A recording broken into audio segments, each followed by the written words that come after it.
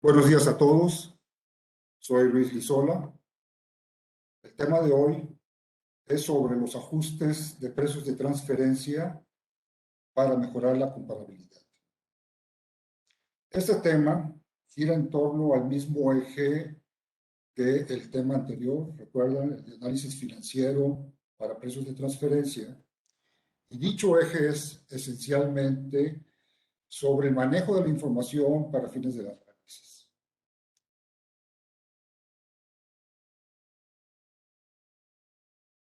Algunas observaciones importantes en lo que se refiere a la parte de los ajustes de tipo económico para mejorar la comparabilidad son los siguientes.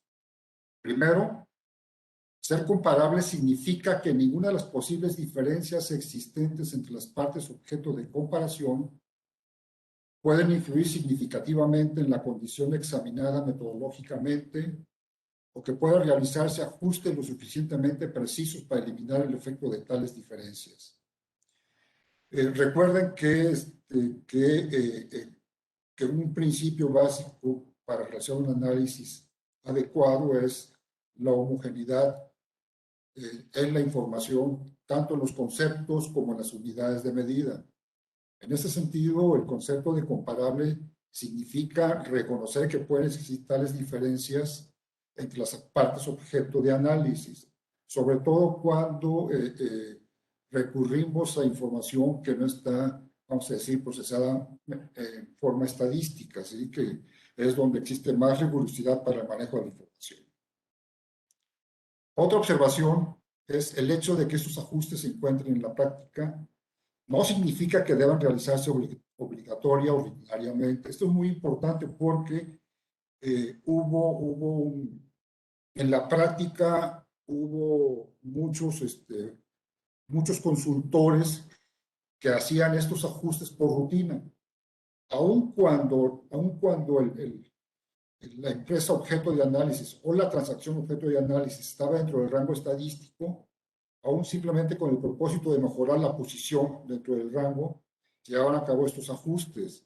Y muchas veces con la intención sobre todo cuando la transacción se refería a gastos deducibles, pues mejorar la posición de estos en relación a la ubicación del resultado dentro del rango. Y esto es obviamente que es algo que las autoridades fiscales no les gusta mucho. Otra observación es que los ajustes de comparabilidad deben considerarse si y solo si se espera que mejoren la fiabilidad de los resultados. O sea, es lo que estamos comentando. Solamente cuando tenemos la certeza de que esta fiabilidad va a mejorar es que deberemos proceder a realizarlos. Dice, la necesidad de realizar numerosos ajustes o ajustes muy importantes en los factores clave de comparabilidad puede indicar que las operaciones efectuadas por el tercero no son lo suficientemente comparables. Esto también es importante porque si ustedes observan, por ejemplo, que hay elementos dentro del rango que están muy dispersos, es posible que aun cuando realicemos un ajuste, estemos obligando vamos a decir, a mejorar el rango con un criterio no adecuado, ¿sí? Y es posible que ese dato, que es posible que esté con cierto grado de dispersión, carezca de la comparabilidad suficiente como para poderlo utilizar. Bien.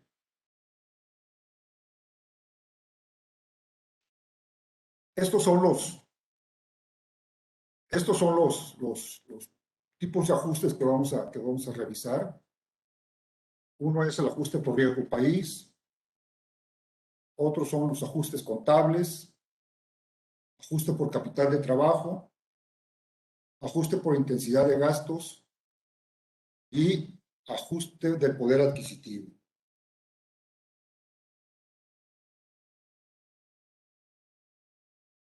Ajuste por riesgo país. ¿Qué es el riesgo? ¿Qué es el concepto de riesgo país? Es el riesgo de crédito de una inversión que depende de la solvencia del país de origen. Les voy a leer simplemente los conceptos para poderlos ubicar dentro de las características del ajuste. Dice, mide la probabilidad de incumplimiento de las obligaciones financieras de una nación. Cuanto mayor sea el riesgo, peor calificación recibirá el país. La existencia de riesgo país podría producir el retraso o imposibilidad de cobro parcial o total de la deuda. Este es el concepto general de riesgo país.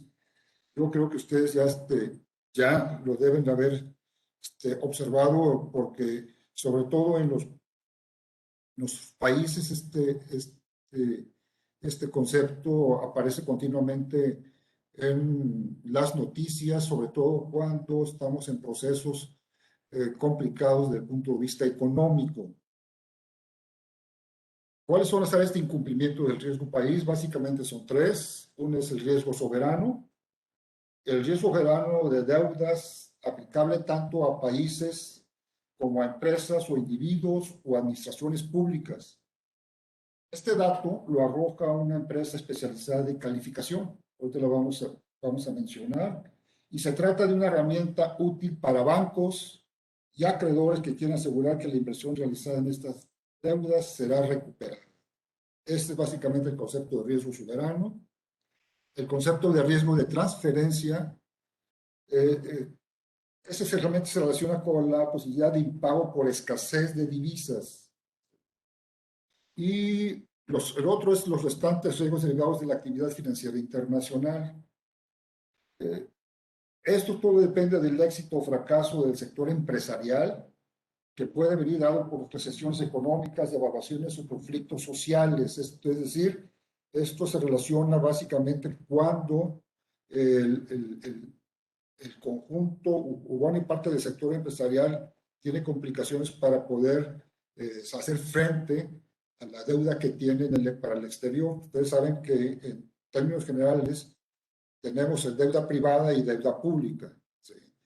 Y el riesgo país considera ambos, aunque generalmente hace mucho más énfasis en la parte de la deuda pública. ¿Cuáles son los factores del riesgo país? Son tres: factores económicos, los factores sociales y los factores institucionales. Dentro de los factores económicos está el nivel del déficit fiscal. Es uno de los factores que cualquier país cuida bastante. Crecimiento del Producto Interno Bruto, la relación ingreso-deuda, este es otro de los factores que continuamente se están midiendo. La consistencia de las políticas macroeconómicas, y esto lo observamos mucho en países, por ejemplo, que cuando cambian vamos a decir, de un régimen y hacen cambios radicales en las políticas macroeconómicas, generalmente hay una especie de alteración, nerviosismo respecto a los resultados de las mismas económicas, porque puede dar lugar a ajustes por riesgo país. Grado de apertura comercial y financiera y el grado de diversificación de las exportaciones. Dentro de los factores sociales son turbulencias políticas, presiones políticas sobre el gasto público y dentro de los factores institucionales, solidez y credibilidad de las instituciones, estabilidad jurídico y tributaria y seguridad pública. Por ejemplo, este concepto de estabilidad jurídico-tributaria y de la solidez y credibilidad de las instituciones, eso es muy importante porque, por ejemplo, normalmente en lo que se fija que haya un adecuado equilibrio entre los tres poderes que caracterizan a una democracia: poder judicial, poder legislativo, ¿sí? Y el poder ejecutivo. Lo otro es que hay una estabilidad jurídica y tributaria que también suele ser muy importante, es decir, que no se rompan las reglas del juego en términos jurídicos, porque eso puede crear muchos problemas, sobre todo cuando llega inversión extranjera. ¿Sí? Y de hecho, la inversión extranjera, uno de los elementos que observa o sus datos principales es precisamente la tasa del riesgo país. Ahora bien, ¿quién mide el riesgo país? Vamos a decir que el concepto básico o el elemento básico es el que se conoce como ENVI, que es el Emerging Markets Bond Index, o el indicador de bonos del mercado emergentes. que es el índice de riesgo país de referencia y es calculado por JP Morgan Chase. Este es el que, este es el que normalmente seguimos. Hay otros que también, como el ENVI más y el ENVI Global, que son realizados por las agencias de calificación Moody's, Standard Poor's o Fitch IBCA. Todas ellas vigilan la capacidad de pago de los emisores de obligaciones. Ustedes saben, por ejemplo, que escuchan continuamente de la posibilidad de que las empresas paraestatales puedan estar sujetas a una revisión en sus niveles de riesgo y, por lo tanto, que su calificación se puede ver deteriorada. ¿Sí? Por ejemplo, en el caso de México, dos de las empresas más seguidas a nivel internacional corresponde a la empresa petrolera, Pemex, y a la empresa de la energía eléctrica, es de la Comisión Federal de Electricidad, cuyos resultados y cuyo comportamiento son observados por las empresas calificadoras. Y esto es muy importante porque muchas veces vamos a decir, una descalificación de estas empresas casi a veces es la antesala de una descalificación a nivel del país.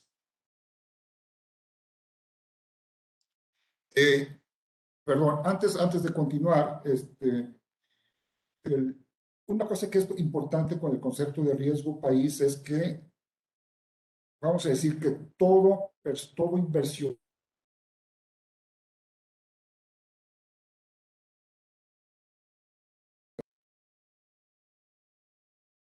tengo dentro de mis planes realizar una inversión directa en México, y yo estoy ubicado o en Estados Unidos o en Canadá, y vamos a decir que en el sector industrial donde pretendo invertir, de acuerdo con mis análisis, me determina un costo de capital del 15%, lo normal es que a ese costo de capital que estoy considerando para mi inversión le agregue el factor de riesgo país como un elemento adicional a exigirle al proyecto que voy a realizar en el país donde voy a realizar la inversión, en México.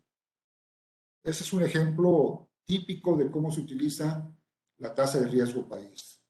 En precios de transferencia, las autoridades han estado insistiendo, sobre todo en el caso de México, que es necesario considerar el riesgo país para hacer ajustes, vamos a decir, a las tasas, perdón, a los rangos que estamos utilizando, sobre todo cuando son rangos de resultados, porque consideran que puede haber una diferencia entre la rentabilidad que existe en las empresas norteamericanas y la rentabilidad que podría existir en México. Esto es relativo porque es posible que esto se aplique a ciertos sectores donde es muy importante o es determinante, por ejemplo, las tasas internas, las tasas de interés internas del país, objeto de donde se deriva la información. Pero hay otros sectores industriales en los cuales vamos a considerar que las asimetrías entre los sectores que operan en México y operan en el país, pues no son vamos a decir, tan relevantes porque pueden ser sectores que estén compitiendo a nivel internacional y de alguna forma ya está, vamos a decir, descontado esta parte que tiene que ver con el riesgo país, ¿sí? Pero es un elemento que hay que considerar. Otro caso donde utilizamos el riesgo país es, por ejemplo, para ajustar tasas de interés, sobre todo cuando son operaciones entre partes relacionadas que están ubicados en diferentes países. ¿Sí? Esos son los casos que podemos considerar para la parte del ajuste por riesgo país. El otro concepto es por diferencias contables. Es decir, cuando existen diferencias contables entre países y sectores, incluso entre entidades de un mismo sector. En términos generales, vamos a decir que existen tres tipos de diferencias: las diferencias temporales, las diferencias permanentes y las diferencias de clasificación. Las diferencias temporales, por ejemplo, es la cancelación de inventarios en los diferentes métodos de depreciación o amortización, o en la amortización del fondo de comercio. Las diferencias permanentes es el reconocimiento de ingresos o en el reconocimiento de gastos. Y lo otro de diferencias de clasificación, pues básicamente es la forma en que se miden y presentan los costos, tales como la depreciación, los intereses, los impuestos, las divisas, las partidas no recurrentes extraordinarias, los gastos por opción de acciones, etcétera. ¿Sí? Puede haber muchas formas, puede haber muchas diferencias por la parte de clasificación. Y sí es importante que ustedes tomen en cuenta este tipo de diferencias contables. Miren, por ejemplo, ustedes, normalmente lo que hacemos en precios de transferencia es construir, vamos a decir, construir nuestras propias bases de datos en cuanto a la determinación de rangos intercuartílicos para determinados sectores. Y estos rangos intercuartílicos los vamos actualizando conforme vamos realizando los estudios de un periodo a otro. Y ustedes pueden encontrar que en una de las empresas que utilizan como comparables, en un ejercicio determinado, el último ejercicio que actualizaron, tenga pérdidas extraordinarias. Y eso puede ocasionar que ustedes piensen que podríamos invalidar la utilización de este comparable. Sin embargo, es conveniente ir a revisar la información financiera de esta comparable y ver cuál es la razón de esa pérdida extraordinaria. ¿Sí? Y puede resultar precisamente de resultados del mercado, pero también esa pérdida extraordinaria muchas veces se deriva no de resultados de la operación de la propia empresa, sino que se derivan de aspectos de tipo financiero por adecuaciones de partidas del balance. Por ejemplo, un caso es el que haya pérdidas que tienen que ver precisamente con el fondo de comercio, con el goodwill, y muchas veces por norma de información financiera, estos activos de larga duración, cuando están registrados en el balance, se deben de revisar a fin de determinar si sufrieron un deterioro o no, dado los resultados de la empresa o dado las expectativas de la propia empresa. Esto es por norma de información financiera. Y muchas veces este deterioro se ve reflejado en el estado de resultados y aparentemente podría generar pues un resultado negativo en la empresa, vamos a decir, determinándolo como pérdidas a nivel del estado de resultados, mientras que no es así. En estricto sentido, se deriva de una situación financiera y por ajustes en el balance por este concepto de deterioro, ¿sí? Y no como resultado de la propia operación de la empresa. Hay muchos otros conceptos que son de esta naturaleza, ¿sí? Por ejemplo, una actualización, por ejemplo, en una partida que tiene que ver con el pasivo laboral y el reconocimiento de, por ejemplo, de cierto tipo de pérdidas derivadas por esa situación, o reconocimiento de pérdidas por cartera vencida. Muchas de estas pérdidas son de orden financiero y no resultado propio de la actividad de ese ejercicio. Entonces, hay que revisarlas, ¿sí? Ajuste de intensidad de gastos. Este es un concepto interesante y a veces vale la pena tenerlo en cuenta.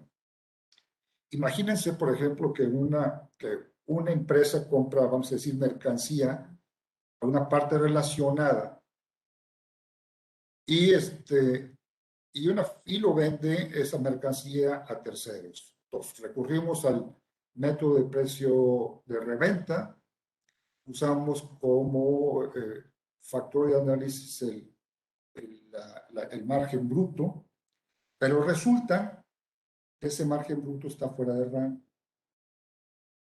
Está por abajo del rango, lo que puede implicar, o se podría interpretar, que la parte analizada le está comprando muy caro a su parte relacionada.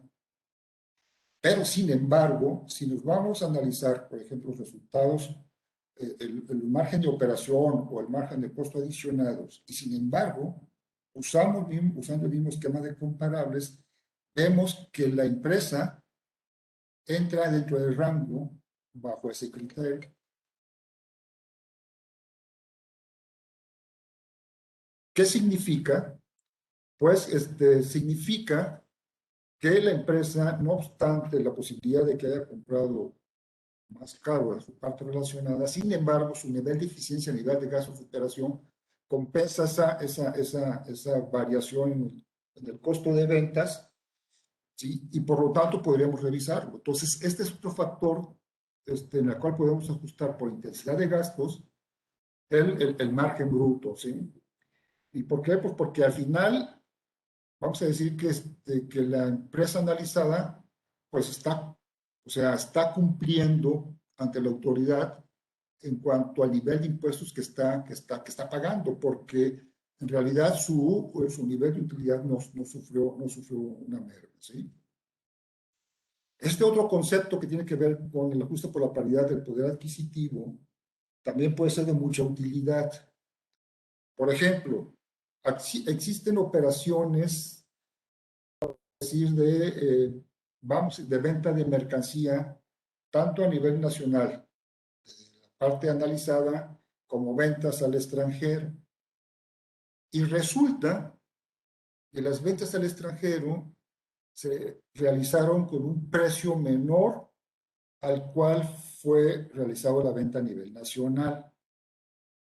Y si la autoridad nos dice, oigan, señores, bajo el método de precio comparable, los precios a los que ustedes vendieron a su parte nacional extranjero son menores que los que vendieron terceros en la parte nacional.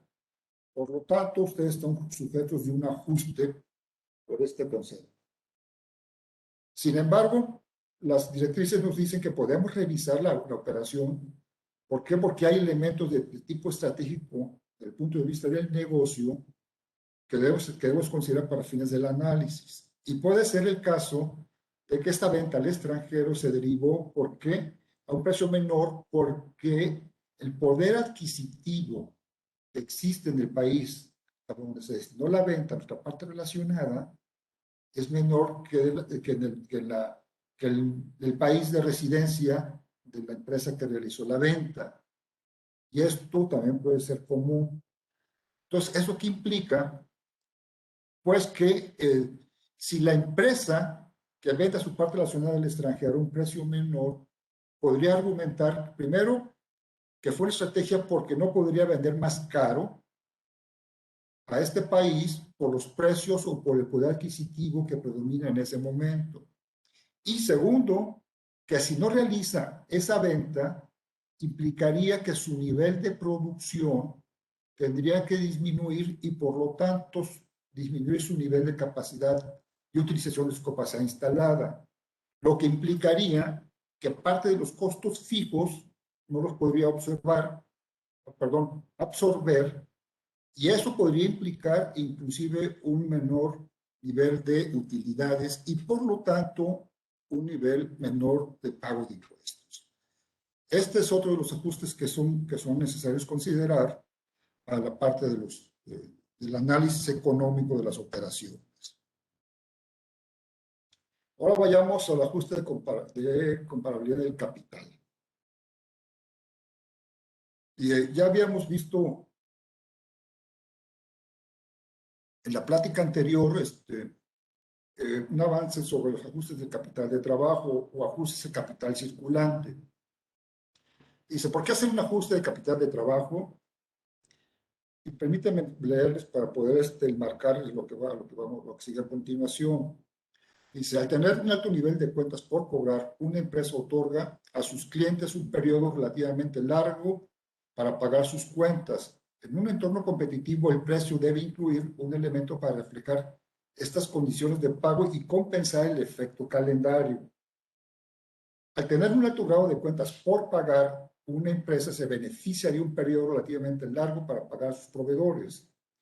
En un entorno competitivo, el costo de ventas debe incluir un elemento para reflejar estas condiciones de pago y compensar el efecto calendario. Una empresa con altos niveles de inventario tendría que pedir prestado para financiar la compra o reducir la cantidad de excedente de efectivo que la empresa estaría en condiciones de invertir. Bien, ¿Eso qué significa? Pues que normalmente todas las empresas siguen una política de precios hacia sus clientes o una política de pago a sus proveedores. Todos tratamos de negociar algo en los cuales nos vayamos beneficiados. A veces es necesario dar mayor plazo a nuestros clientes porque así no lo solicitan, pues tenemos que garantizar la venta. Sin embargo, dentro de nuestras políticas de precios podemos decir, ¿saben qué? Aquel que pague de contado tiene tal descuento. Implícitamente estamos ya determinando un precio para el pago de contado. Y así vamos con el resto de los precios en función del plazo que estamos otorgando. Los proveedores hacen lo mismo con nosotros. Quizá nosotros procuremos negociar bajo las mejores condiciones el pago a los proveedores. Ahora, los inventarios. Los inventarios pues, es básicamente una inversión inmovilizada y que debemos de buscar la eficiencia para manejar ese inmovilizado que tenemos ahí ya en inventarios, ya sean materias primas, productos semiterminados o productos terminados. Bueno, recuerdan que vimos en la clase pasada el ciclo de conversión de efectivo. En realidad, el ciclo de conversión de efectivo lo que nos permite es contar con un indicador sobre el nivel del manejo del capital de trabajo por parte de la empresa analizada como por parte de las empresas comparables. ¿Por qué? Pues por el efecto que tiene este nivel de manejo de las cuentas por pagar, los inventarios, cuentas por cobrar, en relación a la posibilidad de considerar que hay precios diferenciales y por lo tanto una mayor o menor rentabilidad, tanto para la parte analizada como para la parte comparable. ¿Sí? Bien. Ahora bien, cómo realizamos los ajustes de cuentas por cobrar? Miren, con la finalidad de incrementar el nivel de comparabilidad entre las partes analizadas y las entidades o transacciones comparables,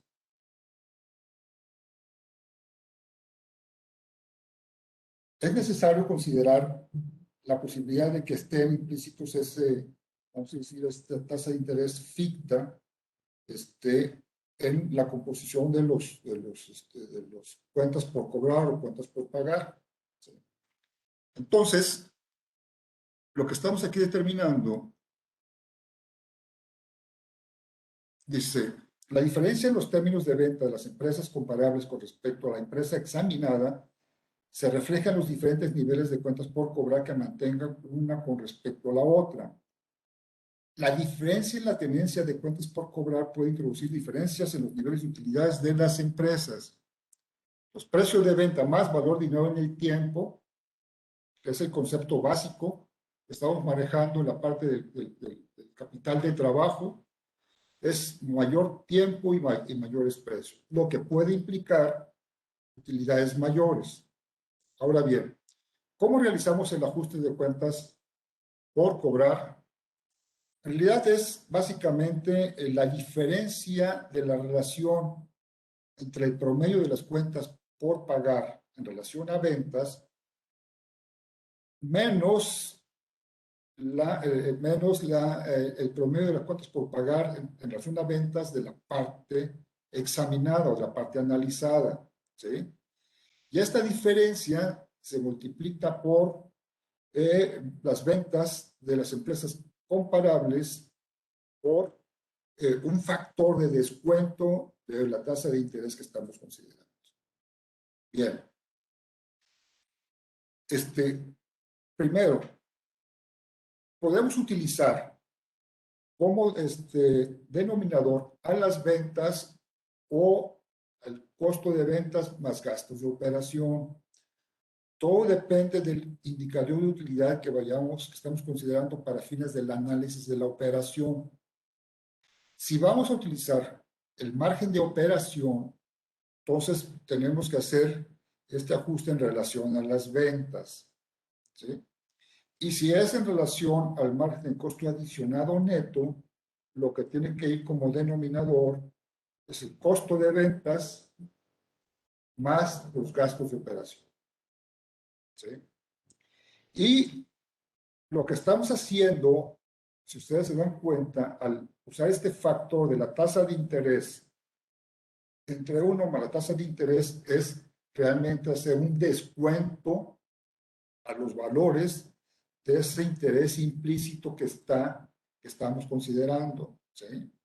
Entonces, lo que queremos llegar es hacer ajustes en los cuales estamos restando los posibles tasas de interés que estamos utilizando.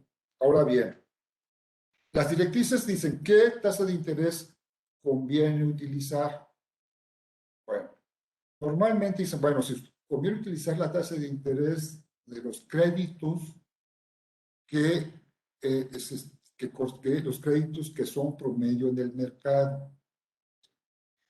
Pero como realmente el ajuste va hacia las empresas comparables, pues lo más conveniente es utilizar una tasa de interés del mercado del país donde estamos obteniendo la información de las empresas comparables, ¿sí? Entonces, y que sea una tasa representativa de los créditos de ese país. Eso es básicamente la parte importante que tenemos de considerar respecto a la tasa de interés. El ajuste de las cuentas por pagar tiene el mismo criterio que vimos anteriormente, es el mismo procedimiento.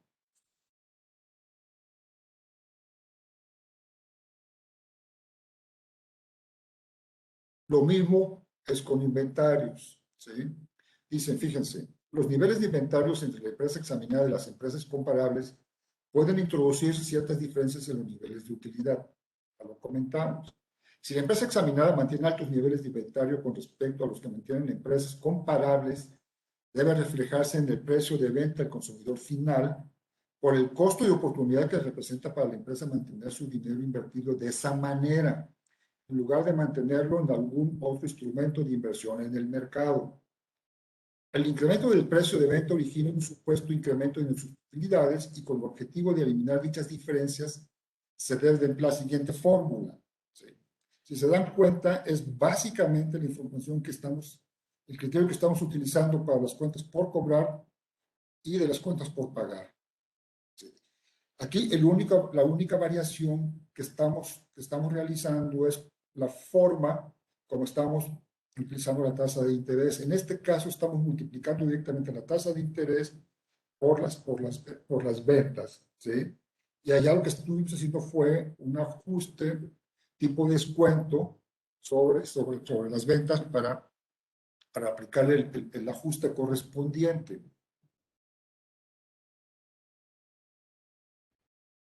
Finalmente, dice, una vez que se han realizado dichos ajustes, los tres primeros, se puede obtener el margen de operación de las empresas comparables ajustado para diferencias en los términos de cuentas por pagar, cuentas por cobrar e inventario tal como se muestra a continuación.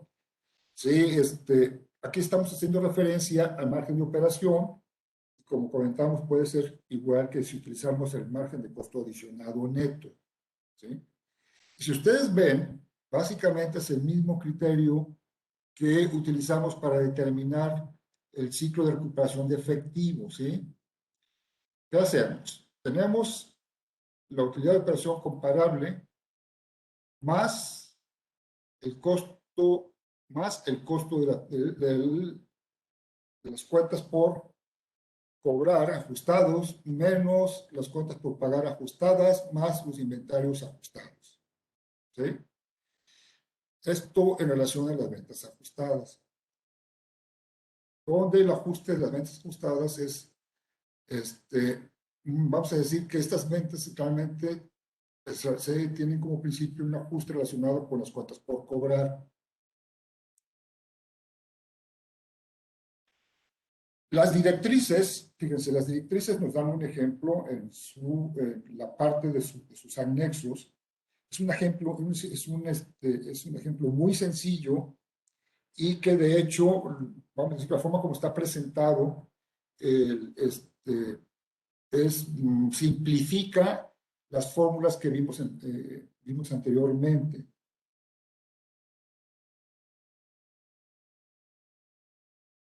Primero tenemos la información sobre la empresa analizada o la test company, donde tenemos las ventas y la utilidad ante intereses e impuestos. Segundo, tenemos la utilidad de operación, ¿sí? Que es básicamente la utilidad antes de intereses e impuestos entre las ventas, vamos a decir, ventas netas. Tenemos el capital de trabajo. Aquí vamos a decir que el ejemplo me menciona que es al final del año.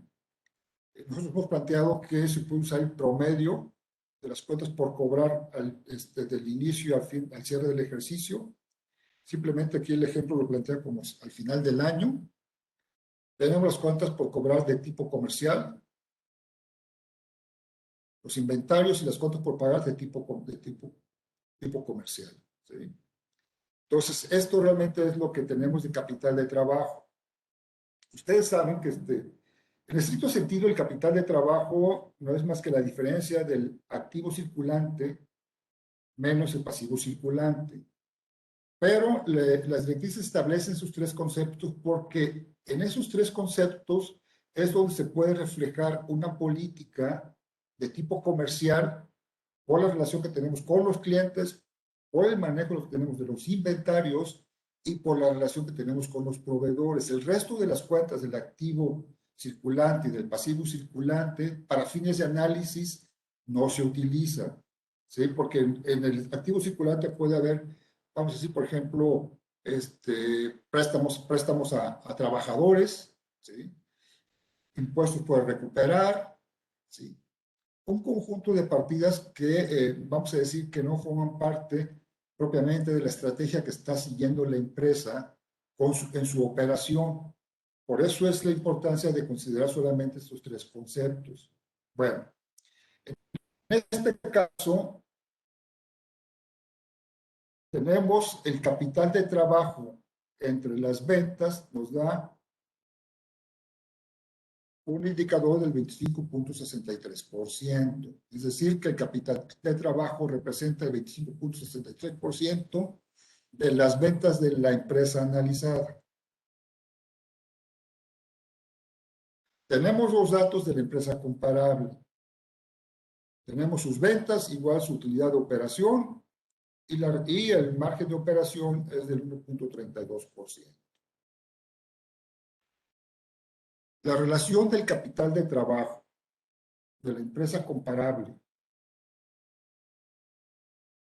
en relación a las ventas es del 19.93%. Como pueden observar, esta relación es menor que la de la empresa comparable, ¿sí? Entonces tenemos ya el ajuste de capital de trabajo, tenemos la relación de capital de trabajo entre ventas de la empresa comparable, de la empresa analizada, que es del 25.63%, y tenemos el capital de trabajo en relación a ventas de la empresa comparable, que es del 19.93%. La diferencia es de 5.69%. Estamos utilizando una tasa de interés del 4.8%. Entonces, el ejemplo lo que hace es multiplicar esta diferencia por la tasa de interés y me da un factor del 0.27%. ¿Qué es lo que hago? Como el ajuste se realiza no a la parte analizada, sino se realiza a las empresas comparables, en este caso, este ajuste del 0.27% se lo sumamos al margen de operación de la empresa comparable. Y tenemos un nuevo nivel del margen de operación de la empresa comparable, que es de 1.59%. Bien, este proceso se tendría que realizar para todas las empresas comparables que integran mi set para determinar mi rango del margen de operación, ¿sí? Vamos a decir que esto es en esencia, como plantea el ejemplo, las directrices Aquí sí es, como comentamos en la clase anterior, es importante siempre mantener el criterio que vamos a utilizar.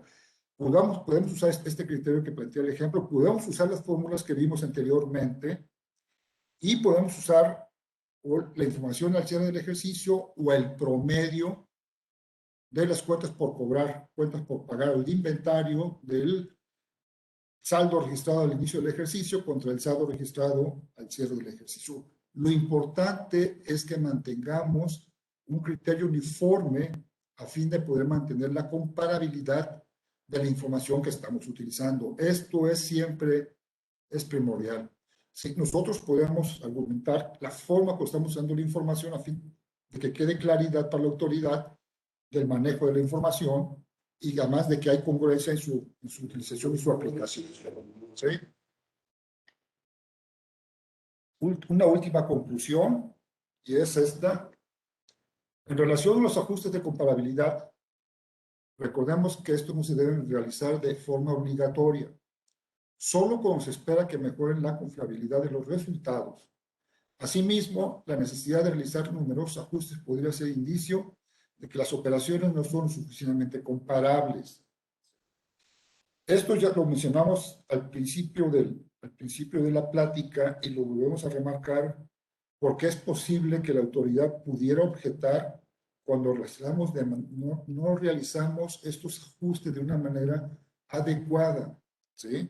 Es importante que ustedes vean la necesidad de llevar a cabo estos ajustes y solamente hacerlo cuando ustedes estén seguros de que va a mejorar la comparabilidad de las empresas comparables para fines de poder realizar el análisis pertinente. Bien, muchas gracias por su atención. Espero que esta plática les haya sido de utilidad. Muchas gracias.